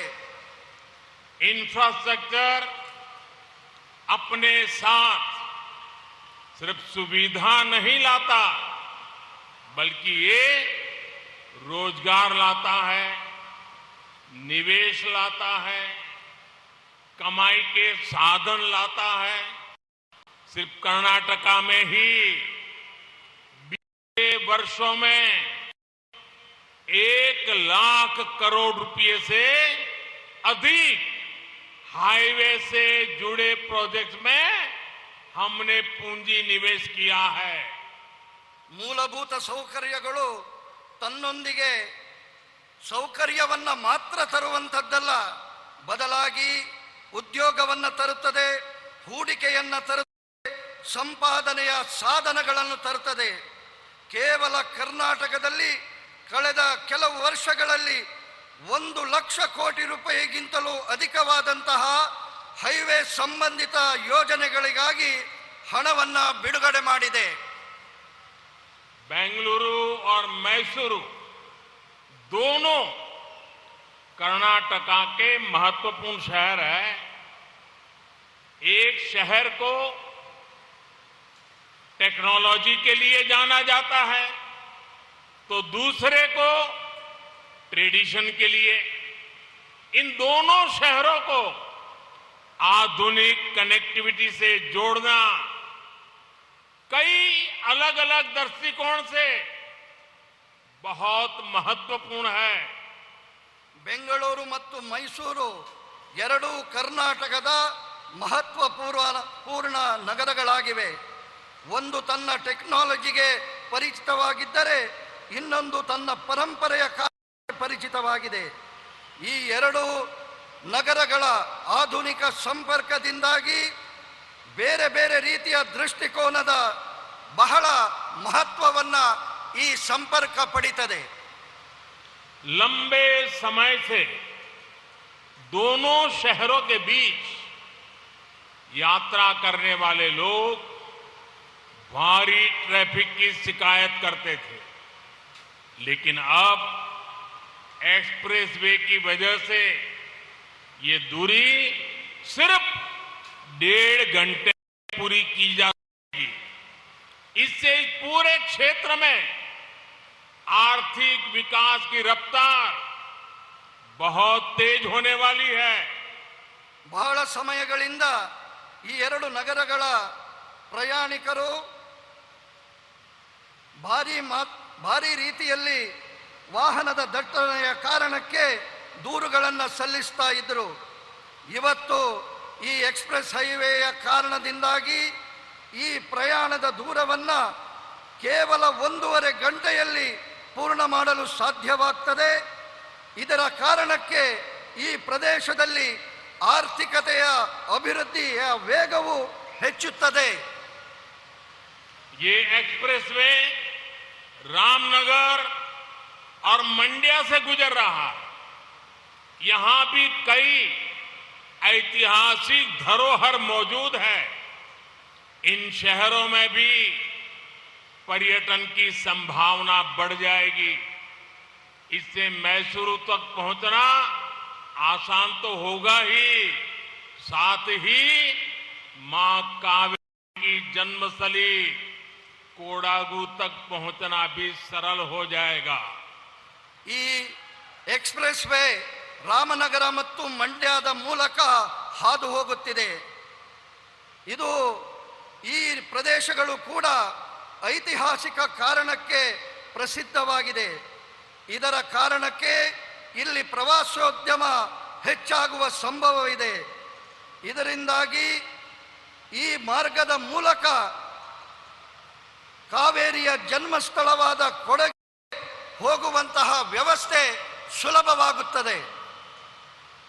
अभी हम देखते हैं कि बरसात में लैंडस्लाइड के कारण वेस्टर्न घाट में मंगलुरु का रास्ता अक्सर बंद हो जाता है। इससे इस क्षेत्र की पोर्ट कनेक्टिविटी प्रभावित होती है। मैसूरू कुशलनगर हाईवे के चौड़ीकरण से ये समस्या भी दूर हो जाएगी। अच्छी कनेक्टिविटी के चलते इस क्षेत्र में इंडस्ट्री का भी विस्तार बहुत तेजी से होगा। ನಾವು ನೋಡುತ್ತೇವೆ, ಮಳೆಗಾಲದ ಕಾಲದಲ್ಲಿ ಪಶ್ಚಿಮ ಘಟ್ಟಗಳಲ್ಲಿ ಭೂಕುಸಿತದ ಕಾರಣಕ್ಕೆ ಬೆಂಗಳೂರು ಮಂಗಳೂರು ರಸ್ತೆ ಆಗಾಗ ಬಂದ್ ಆಗ್ತದೆ. ಈ ಕ್ಷೇತ್ರದಲ್ಲಿ ಬಂದರಿನ ಜೊತೆಗಿನ ಸಂಪರ್ಕ ಈ ಕಾರಣಕ್ಕೆ ಪ್ರಭಾವಕ್ಕೆ ಒಳಗಾಗ್ತದೆ. ಮೈಸೂರು ಕುಶಾಲನಗರದ ಹೈವೇಯ ಅಗಲೀಕರಣ ಈ ಸಮಸ್ಯೆಯನ್ನ ದೂರ ಮಾಡುತ್ತದೆ. ಒಳ್ಳೆಯ ಸಂಪರ್ಕದ ಕಾರಣಕ್ಕೆ ಈ ಪ್ರದೇಶದಲ್ಲಿ ಕೈಗಾರಿಕೆಯ ವಿಸ್ತಾರವು ಬಹಳ ವೇಗವನ್ನು ಪಡೆಯುತ್ತದೆ. साल 2014 से पहले कांग्रेस की जो सरकार केंद्र में थी और मिलीजुली सरकार थी, भांति भांति लोगों के समर्थन से चल रही थी, उसने गरीबी को, गरीब आदमी को, गरीब परिवारों को तबाह करने में कोई कसर बाकी नहीं छोड़ी थी। जो पैसा गरीब के विकास के लिए था, उसका हजारों करोड़ रुपए कांग्रेस की सरकार ने लूट लिया था। कांग्रेस को कभी गरीब के दुख दर्द से कोई फर्क नहीं पड़ा है। 2014ರ ಮೊದಲಿನ ಕೇಂದ್ರದ ಕಾಂಗ್ರೆಸ್ ಸರ್ಕಾರಗಳು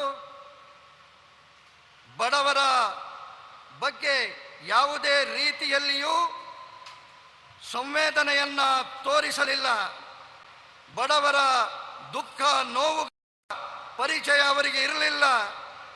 ಕೇಂದ್ರದ ವಿಕಾಸಕ್ಕಾಗಿ ಬಡವರಿಗೋಸ್ಕರ ಕೊಟ್ಟಂತಹ ಸಾವಿರಾರು ಕೋಟಿ ರೂಪಾಯಿಯನ್ನ ಕಾಂಗ್ರೆಸ್ಸಿನ ಸರ್ಕಾರಗಳು ಲೂಟಿ ಮಾಡಿದವು. 2014 में जब आपने मुझे वोट देकर के सेवा का मौका दिया तो देश में गरीब की सरकार बनी। गरीब का दुख दर्द समझने वाली संवेदनशील सरकार बनी। इसके बाद भाजपा की केंद्र सरकार ने पूरी ईमानदारी से गरीब की सेवा करने का प्रयास किया। गरीब के जीवन से मुश्किल कम करने का लगातार प्रयास किया। 2014ರಲ್ಲಿ ನೀವು ಮತವನ್ನ ನೀಡುವುದರ ಮೂಲಕ ನನಗೆ ನಿಮ್ಮೆಲ್ಲರ ಸೇವೆ ಮಾಡುವ ಅವಕಾಶವನ್ನ ಕಲ್ಪಿಸಿಕೊಟ್ರಿ. ಆಗ ದೇಶದಲ್ಲಿ ನಿಜವಾದ ಬಡವರ ಪರವಾದಂತಹ ಸರ್ಕಾರ ಅಸ್ತಿತ್ವಕ್ಕೆ ಬಂತು. ಬಡವರ ದುಃಖ ನೋವುಗಳನ್ನ ಅರ್ಥ ಮಾಡಿಕೊಳ್ಳುವ ಸಂವೇದನಾಶೀಲ ಸರ್ಕಾರ ಬಂತು. ಇದರ ನಂತರ ಬಿಜೆಪಿಯ ಕೇಂದ್ರ ಸರ್ಕಾರ ಪೂರ್ಣ ಪ್ರಾಮಾಣಿಕತೆಯ ಜೊತೆಗೆ ಬಡವರ ಸೇವೆಯನ್ನ ಮಾಡುವ ಪ್ರಯತ್ನ ಮಾಡ್ತಾ ಇದೆ. ಬಡವರ ಜೀವನದ ಕಷ್ಟಗಳನ್ನು ದೂರ ಮಾಡುವಂತಹ ಪ್ರಯತ್ನ ಮಾಡ್ತಾ ಇದೆ. गरीब के पास पक्का घर हो, गरीब के घर में नल से जल आए, उज्ज्वला का गैस कनेक्शन हो, बिजली कनेक्शन हो, गांव तक सड़कें बने, अस्पताल बने, इलाज की चिंता कम हो, इसे भाजपा की सरकार ने सर्वोच्च प्राथमिकता दी है।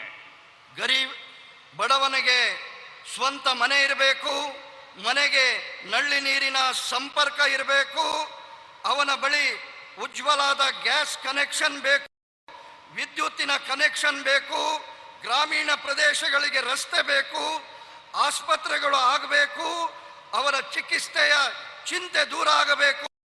ಇದನ್ನ ಬಿಜೆಪಿಯ ಸರ್ಕಾರ ಸರ್ವೋಚ್ಚವಾದಂತಹ ಪ್ರಾಥಮಿಕತೆಯನ್ನ ಆದ್ಯತೆಯನ್ನ ನೀಡಿದೆ. बीते 9 वर्षों में भाजपा सरकार की योजनाओं से करोड़ों गरीबों का जीवन आसान हुआ है। कांग्रेस के समय में गरीब को सुविधाओं के लिए सरकार के पास चक्कर लगाने पड़ते थे। अब भाजपा की सरकार गरीब के पास जाकर उसे सुविधाएं दे रही है। जो लोग अब भी भाजपा सरकार की योजनाओं के लाभ से वंचित है, उन तक भी अभियान चला करके पहुंचा जा रहा है। ಕಳೆದ 9 ವರ್ಷಗಳಲ್ಲಿ ಬಿಜೆಪಿಯ ಸರ್ಕಾರದ ಯೋಜನೆಗಳು ಕೋಟಿ ಕೋಟಿ ಬಡವರ ಜೀವನವನ್ನ ಸುಧಾರಣೆ ಮಾಡಿದೆ. ಕಾಂಗ್ರೆಸ್ಸಿನ ಸಮಯದಲ್ಲಿ ಬಡವ ಸರ್ಕಾರದ ಯೋಜನೆಗಳಿಗಾಗಿ ಕಚೇರಿಗಳಿಗೆ ಸುತ್ತಾಟವನ್ನ ಮಾಡಬೇಕಾಗಿತ್ತು. ಇವತ್ತು ಬಿಜೆಪಿಯ ಸರ್ಕಾರ ಬಡವನ ಮನೆ ಬಾಗಿಲಿಗೆ ಈ ಯೋಜನೆಗಳನ್ನು ತಲುಪಿಸುವಂತಹ ಕೆಲಸ ಮಾಡ್ತಾ ಇದೆ.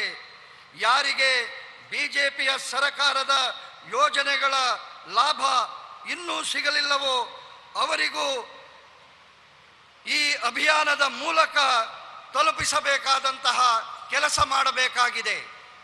भाजपा सरकार ने हमेशा समस्याओं के स्थायी समाधान को महत्व दिया. पिछले 9 वर्षों में देश में 3 करोड़ से अधिक गरीबों के घर बने हैं, जिसमें से लाखों घर ये हमारे कर्नाटका में भी बने हैं.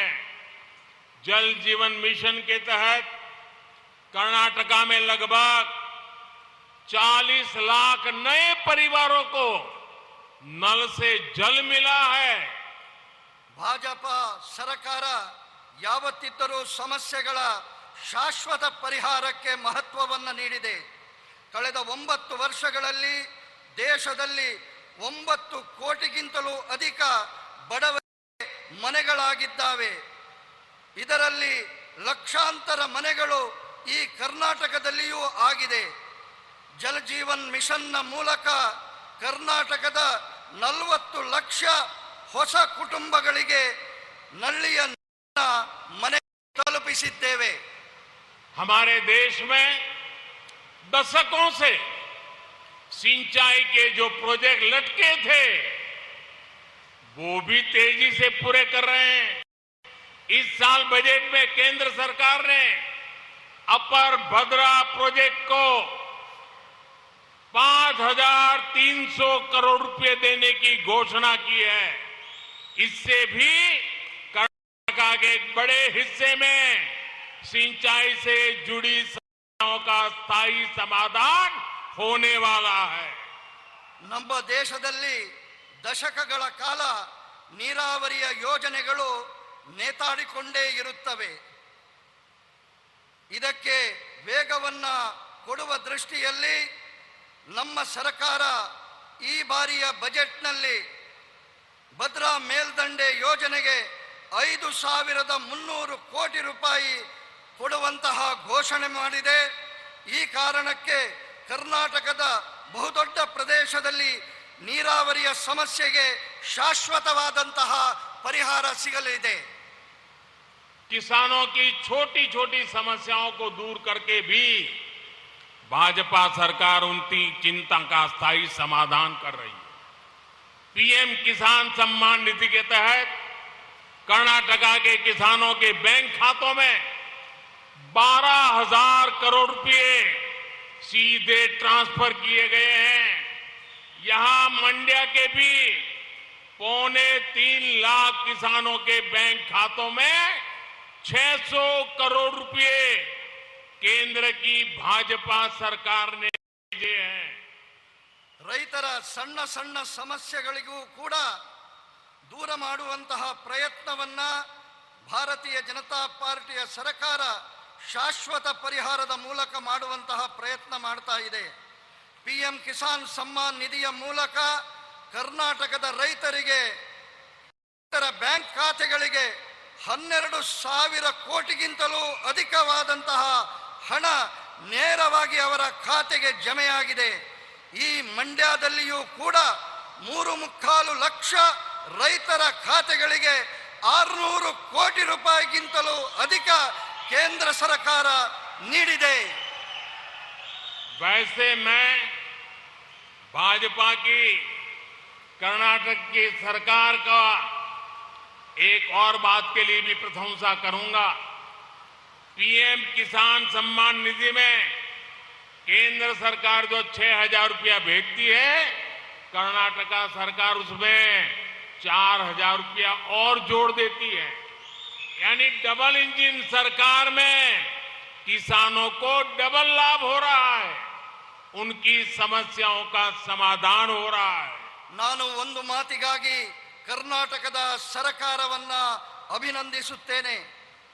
ಪಿಎಂ ಕಿಸಾನ್ ಸಮ್ಮಾನ್ ನಿಧಿಯ ಜೊತೆಗೆ ಕೇಂದ್ರ ಸರ್ಕಾರದ 6,000 ಜೊತೆಗೆ ಕರ್ನಾಟಕದ ಸರ್ಕಾರವು 4,000 ರೂಪಾಯಿಯನ್ನ ಜೋಡಿಸಿ ನೀಡುತ್ತಿದೆ.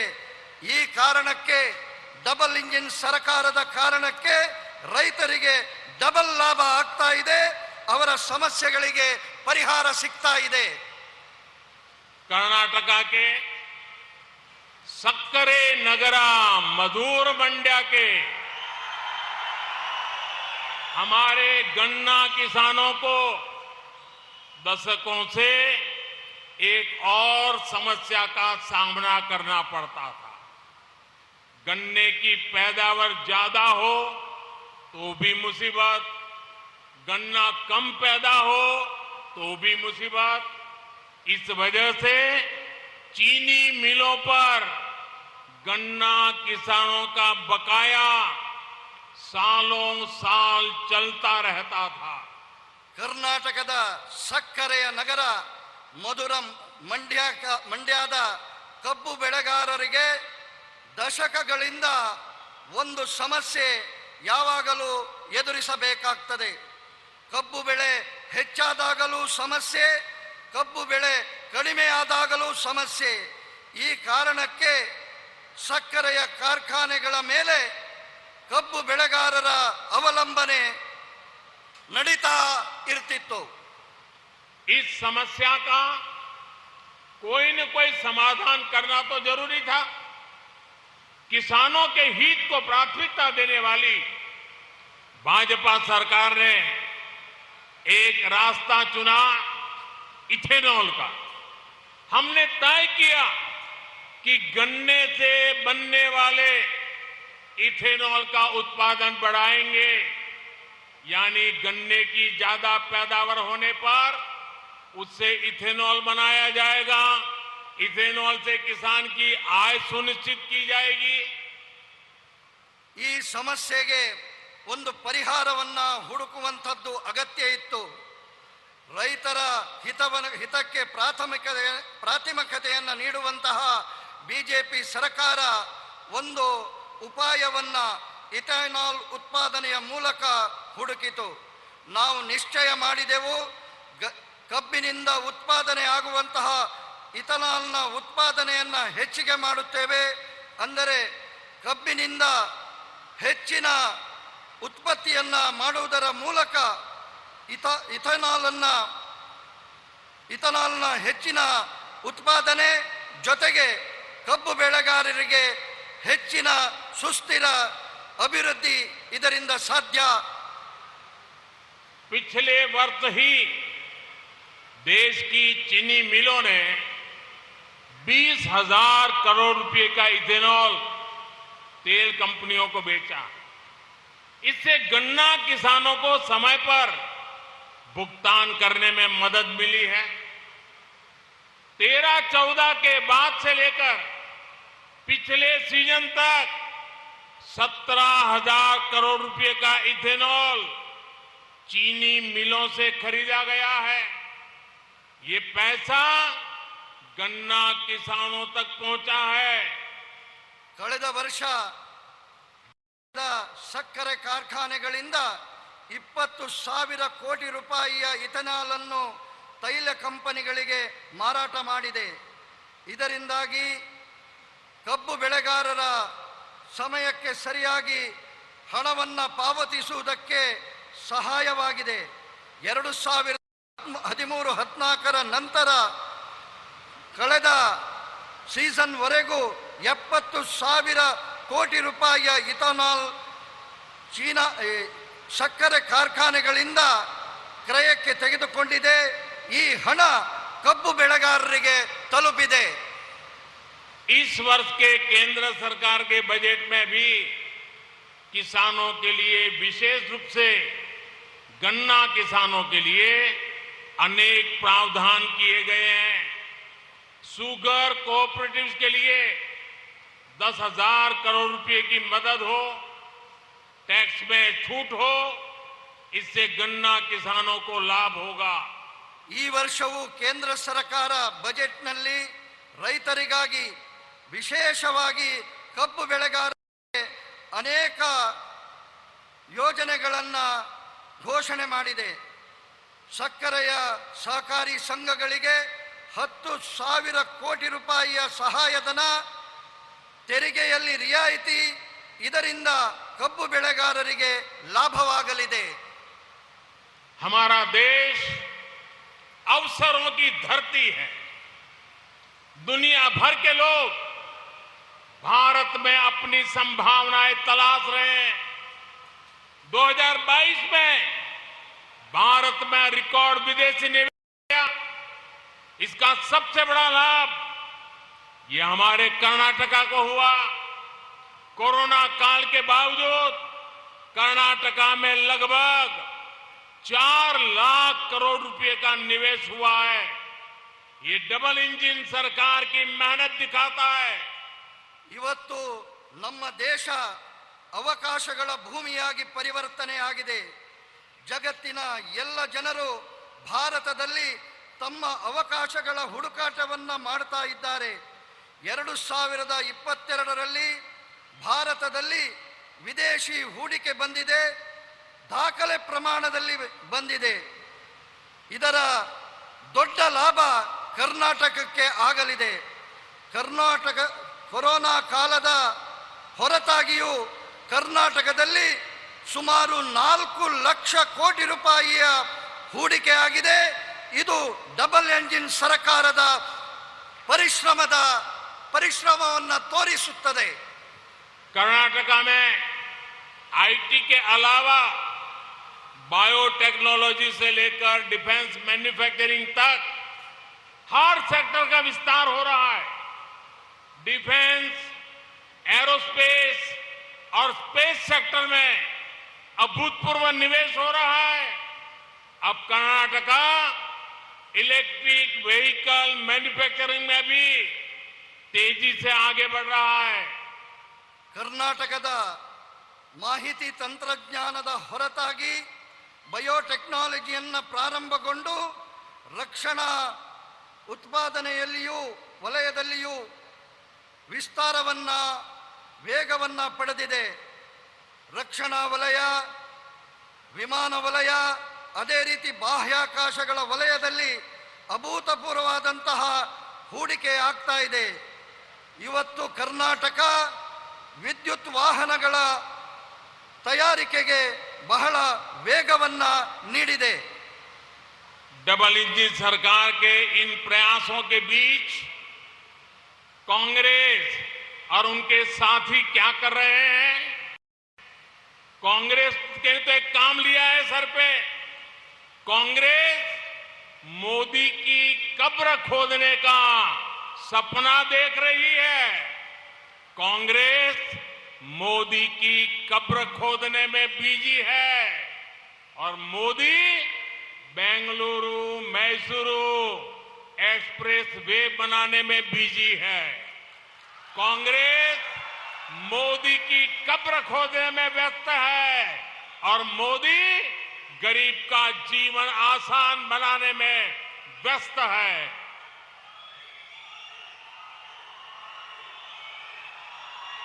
ಡಬಲ್ ಎಂಜಿನ್ ಸರ್ಕಾರ ಈ ಎಲ್ಲ ಪ್ರಯತ್ನಗಳನ್ನ ಮಾಡ್ತಾ ಇದ್ರೆ ಕಾಂಗ್ರೆಸ್ ಏನು ಮಾಡ್ತಾ ಇದೆ? ಕಾಂಗ್ರೆಸ್ ಮೋದಿಯ ಸಮಾಧಿಯನ್ನ ಮಾಡುವಂತಹ ಕನಸನ್ನ ಕಾಣ್ತಾ ಇದೆ. ಕಾಂಗ್ರೆಸ್ ಮೋದಿಯ ಸಮಾಧಿಯನ್ನ ಅಗೆಯುವಂತಹ ಕೆಲಸದಲ್ಲಿ ಬ್ಯುಸಿಯಾಗಿದ್ದರೆ ಮೋದಿ ಬೆಂಗಳೂರು ಮೈಸೂರು ಎಕ್ಸ್ಪ್ರೆಸ್ ಅನ್ನ ಮಾಡುವ ದಿಕ್ಕಿನಲ್ಲಿ ಬ್ಯುಸಿಯಾಗಿದ್ದಾರೆ. ಕಾಂಗ್ರೆಸ್ ಮೋದಿಯ ಸಮಾಧಿಯನ್ನ ಮಾಡುವುದರಲ್ಲಿ ವ್ಯಸ್ತವಾಗಿದ್ದರೆ ಮೋದಿ ಬಡವರ ಜೀವನವನ್ನ ಸುಧಾರಣೆ ಮಾಡುವುದರಲ್ಲಿ ವ್ಯಸ್ತರಾಗಿದ್ದಾರೆ. मोदी की कब्र खोदने का सपना देख रहे कांग्रेसियों को पता नहीं है कि देश की करोड़ों माताओं, बहनों, बेटियां, देश के लोगों का आशीर्वाद मोदी का सबसे बड़ा सुरक्षा कवच है। ಮೋದಿ ಅವರ ಸಮಾಧಿಯ ಅಗೆಯುವಿಕೆಯ ಕನಸನ್ನ ಕಾಣುವ ಕಾಂಗ್ರೆಸ್ಸಿಗರಿಗೆ ಗೊತ್ತಿಲ್ಲ, ದೇಶದ ತಾಯಂದಿರು, ಸಹೋದರಿಯರು, ಹೆಣ್ಣು ಮಕ್ಕಳು, ಈ ದೇಶದ ಮಹಾಜನತೆಯ ಆಶೀರ್ವಾದ ಮೋದಿಯ ರಕ್ಷಾ ಕವಚವಾಗಿ ನಿಂತಿದೆ. कर्नाटका के तेज विकास के लिए डबल इंजन सरकार जरूरी है. मैं फिर मंड्या की जनता का इस भव्य आयोजन के लिए, भव्य सत्कार के लिए, आपके आशीर्वाद के लिए हृदय से आपका आभार व्यक्त करता हूं. आप सभी को विकास के प्रोजेक्ट के लिए बहुत बहुत बधाई देता हूं. ಕರ್ನಾಟಕದ ಈ ವೇಗದ ವಿಕಾಸಕ್ಕೆ ಡಬಲ್ ಇಂಜಿನ್ ಸರ್ಕಾರದ ಅಗತ್ಯ ಇದೆ. ನಾನು ಮತ್ತೆ ಮಂಡ್ಯದ ಜನತೆಗೆ ಈ ಭವ್ಯ ಕಾರ್ಯಕ್ರಮದ ಆಯೋಜನೆಗೆ ನಿಮ್ಮ ಹೃತ್ಪೂರ್ವಕವಾದಂತಹ ಸ್ವಾಗತಕ್ಕೆ ಹೃದಯಪೂರ್ವಕವಾಗಿ ನಾನು ಪ್ರಣಾಮಗಳನ್ನು ಸಲ್ಲಿಸ್ತೇನೆ. ನಮ್ಮೆಲ್ಲರ ವಿಕಾಸದ ಯೋಜನೆಗಳಿಗೆ ನಿಮಗೆ ಮತ್ತೆ ಮತ್ತೆ ಅಭಿನಂದನೆಗಳನ್ನು ಸಲ್ಲಿಸ್ತೇನೆ. ಧನ್ಯವಾದ. भारत माता की ಜೈ. भारत माता की ಜೈ. भारत माता की ಜೈ. भारत माता की बहुत बहुत धन्यवाद.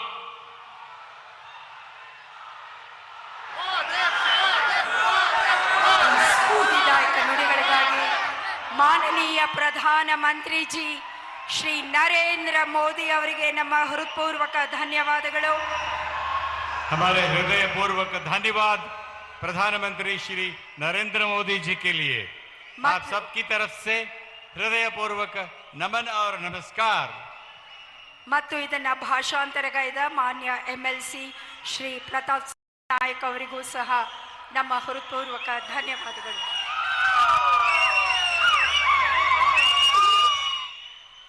ಸಮಾರಂಭವನ್ನ